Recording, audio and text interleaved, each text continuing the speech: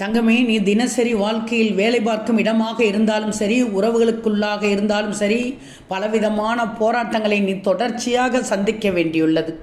ஒரு பிரச்சனை வந்தால் உடனே கோபப்பட்டு சண்டை போட்டால் தான் ஜெயிக்க முடியும் என பலரும் தப்பாக நினைத்து கொண்டிருக்கிறார்கள்.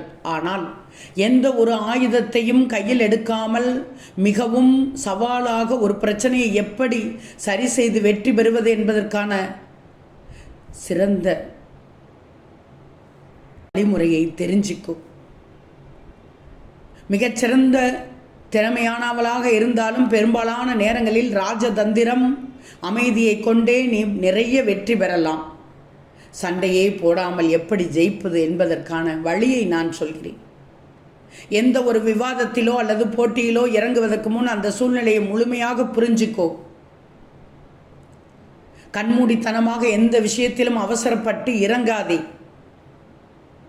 உண்மையை பேச வேண்டும் என்ற கட்டாயம்தான், ஆனால் அதை மற்றவர்கள் மனம் புண்படாதவாறு மிகவும் நாசுக்காக பேச பழகு.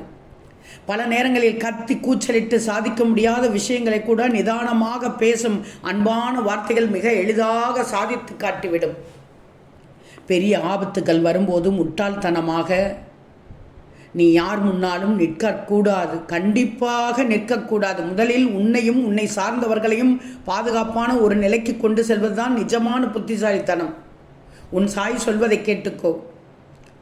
உன் அடித்தளம் ஸ்ட்ராங்காக இருந்தால் மட்டுமே உன்னால் எந்த ஒரு சவாலையும் எதிர்கொள்ள முடியும், தைரியமாக எதிர்கொள்ள முடியும். எல்லா நேரமும், நல்லா சொல்கிறேன் கேட்டுக்கோ, எல்லா நேரமும் நீ நினைத்தபடி காரியங்கள் உடனே நடந்து விடாது. ஒரு செயலை செய்வதற்கு முன்பு அதற்கான சரியான தருணம் வரும் வரை பொறுமையாக காத்திருக்கணும். அவசரப்பட்டு எடுக்கப்படும் முடிவுகள் பல நேரங்களில் விபரீதமாக முடிந்துவிடும் வாய்ப்புகள் அதிகம். எனவே சரியான நேரத்திற்காக காத்திரு. முதலில் உன்னை நீயே பாதுகாத்துக்கோ. வார்த்தைகளை கவனமாக பயன்படுத்து. உன்னுடைய இடத்தை முன்கூட்டியே ஆராய்ஞ்சு வச்சுக்கோ. எந்த இடத்தில் எப்படி பேசணும் என்பதை யோசிச்சுக்கோ. திரும்பவும் சொல்கிறேன், கண்மூடித்தனமாக எந்த விஷயத்திலும் அவசரப்பட்டு இறங்கக்கூடாது. ஓம் சாய்ராம்.